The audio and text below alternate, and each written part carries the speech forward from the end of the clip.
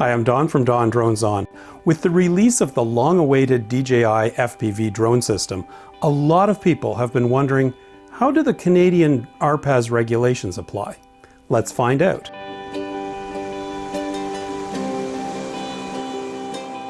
There are two key factors at play here. The first one is the weight. The DJI FPV drone weighs just under 800 grams, so it fits into Transport Canada's definition of a small RPAS, which means it does need to be properly registered with Transport Canada. Thankfully, just a simple $5 process, and I have a video showing how to do this. Secondly, it means that you will need to be a certified RPAS pilot, at least at the basic level. So you'll need to be at least 14 years old, a Canadian citizen or permanent resident, and pass the, well, fairly straightforward online basic exam. And again, I have several videos covering these requirements and a study guide. And because it is over 250 grams, all the regular drone regulations apply. Stay away from airports and controlled airspace, stay away from people, and don't fly recklessly.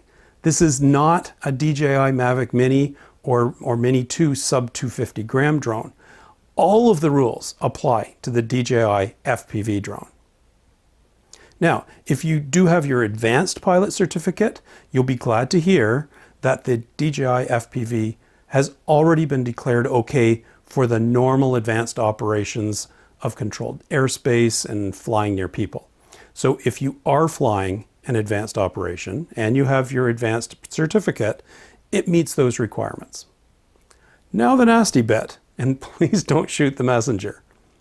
Rule number 901.38 says that if you are flying in FPV mode, and by this they mean a vision restricting goggle system, you need a visual observer to be with you and providing what they call detect and avoid information to the pilot. In other words, you need to have a second person with you who keeps your drone in visual line of sight and communicates issues to you, the pilot.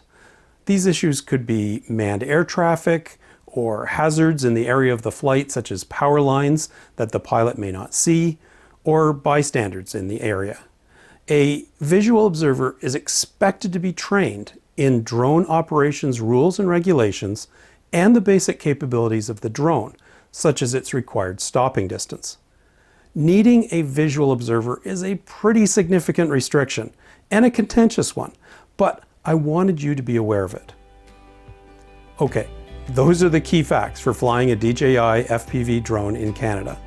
All the normal drone regulations apply, and you need a visual observer if you're wearing the FPV goggles.